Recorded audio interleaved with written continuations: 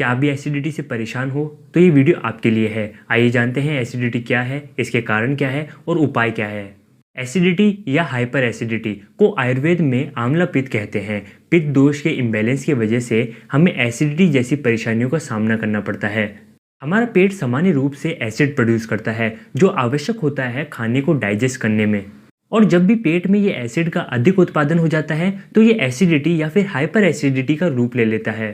तो आइए अब समझते हैं कि एसिडिटी के कारण क्या है। एसिडिटी के 3 मुख्य कारण हैं और ये सभी उम्र में देखी जा सकती है। तो पहला कारण पेट से एसिड या भोजन का ठीक से पाचन न हो पाना, जिसका कारण है ज़्यादा भोजन करना या भोजन के ठीक बाद लेट जाना, सोने के समय के करीब भोजन करना, अधिक वजन या मोटापा भी एक कारण हो सकता है। दूसरा कारण पेट साफ होने में देरी। ये कारण अक्सर प्रेगनेंसी या फिर डायबिटीज़ या फिर अगर कोई वायरल स्टमक इन्फेक्शन है तो हो सकता है। तीसरा जो कि मुख्य कारण है वो है आपकी ईटिंग हैबिट्स, समय पर खाना ना खाना और नियमित रूप से बाहरी मसालेदार और खट्टे भोजन खाने से डाइजेस्टिव सिस्टम पर भार पड़ता है जो पाचन एसिड को अधिक उत्पादन करने में उत्तेजित करता है।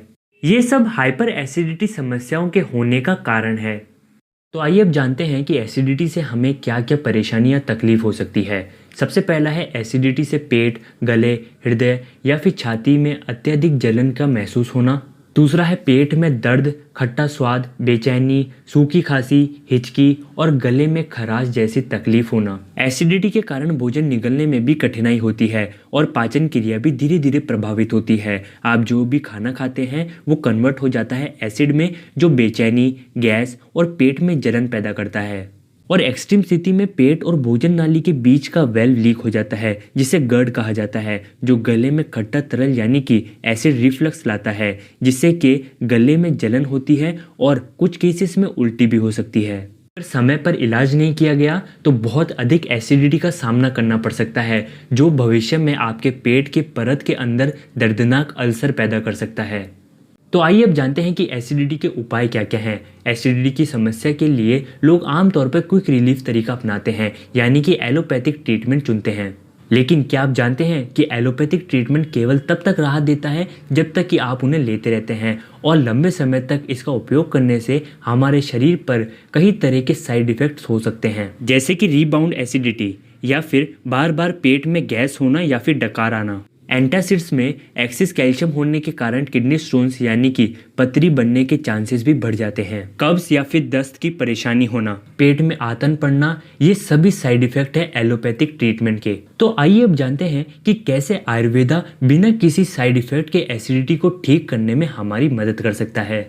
एसिडिटी के उपचार के लिए आयुर्वेदा मूल रूप से बढ़े हुए पित्त दोष को शांत करने में केंद्रित है। आयुर्वेद बढ़े हुए पित्त को संतुलित करता है और बिना किसी साइड इफेक्ट के गैस, कब्ज, पेट में जलन आदि जैसी सभी संबंधित लक्षणों से छुटकारा पाने के लिए आपके डाइजेस्टिव सिस्टम को सामान्य करने में मदद करता है। अगर सही समय पर आयुर्वेदिक ट्रीटमेंट का उपचार करें तो ये पेट के अल्सर जैसी बीमारियों को भी रोकने में मदद कर सकता है। आयुर्वेद आपकी पाचन क्रिया को मजबूत करता है, वो भी बिना किसी साइड इफेक्ट्स के। आयुर्वेदिक हर्ब्स के उपयोग से आपके शरीर से विष यानी कि टॉक्सिन्स को खत्म करता है और डाइजेस्टिव चैनल्स को साफ करने में मदद करता है। आयुर्वेद सही रूप में पाचन अग्नि को बढ़ाता है और बेहतर पाचन में हमारी मदद करता है। आयुर्वेदिक मेडिसिन के साथ पंचकर्म डिटॉक्स भी अतिरिक्त पित्त को स्वाभाविक रूप से हटाने का एक तरीका है। उचित मार्गदर्शन में वामन, विरेचन, बस्ते प्रक्रियन शरीर से विष यानी कि डिटॉक्स को हटाने में मदद करते हैं। यदि कोई रोगी उचित आयुर्वेदिक दवाओं, पंचकर्म प्रक्रिया, आहार विहार का प्रयोग करता है तो एसिडिटी के मूल कारण का इलाज जड़ से किया जा सकता है और भविष्य में ये दोबारा नहीं होगा। इस विषय पर अधिक जानकारी के लिए जिस डॉक्टर ने आपको ये वीडियो भेजा है उन्हें संपर्क करें। धन्यवाद।